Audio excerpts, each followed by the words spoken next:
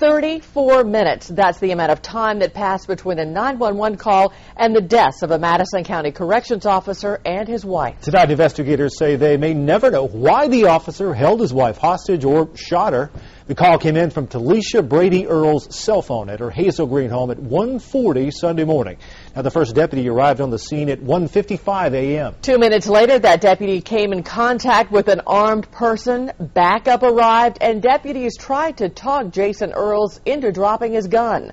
Earls shot his wife in the head and was immediately shot by a deputy. Jason Earls died at the scene. Telisha Earls was pronounced dead at Huntsville Hospital at 2:14 a.m. Again, it all started around 2 a.m. Sunday at 113 Buckridge Drive in Hazel Green. That's just off Highway 231 north of Grimwood Road.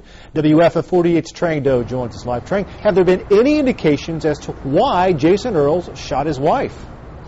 Well, none whatsoever, Mark. Everyone we've spoken to about this is in absolute shock about this incident. With both parties now dead, answers are unlikely. So many unanswered questions surround the fatal shooting of a Hazel Green woman at the hands of her husband, a Madison County corrections officer. It was a shock to the members of this department as well as it was to the family. Sheriff Blake Dorning says 28-year-old Jason Lee Earls was last at work on Friday. He says coworkers who spoke to him that day saw no indication that there was trouble, nor had there been any issues with Earls since he was hired in August of 2006. There was nothing that we have that would have led us to have any type of information something like this could happen. Neighbors we spoke to say the same, describing an affectionate couple who was always friendly.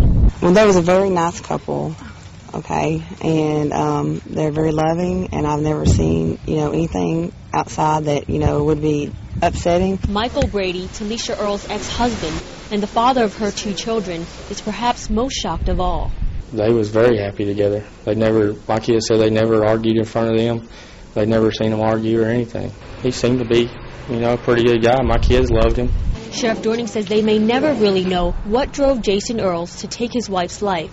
But now 2 families and a sheriff's department must try to heal from this tragedy and move on. Telisha Earls leaves behind 2 children, a 10-year-old daughter and a 6-year-old son whose 7th birthday is on Wednesday. Reporting live in Madison County, Trang Do, WAFF 48 News. All right, Trang, as with any officer-involved shooting here, the deputy's been placed on administrative leave and a shooting review board has been scheduled. That's going to happen tomorrow at 1. Of course, we'll bring you the findings of that review board just as soon as we get them.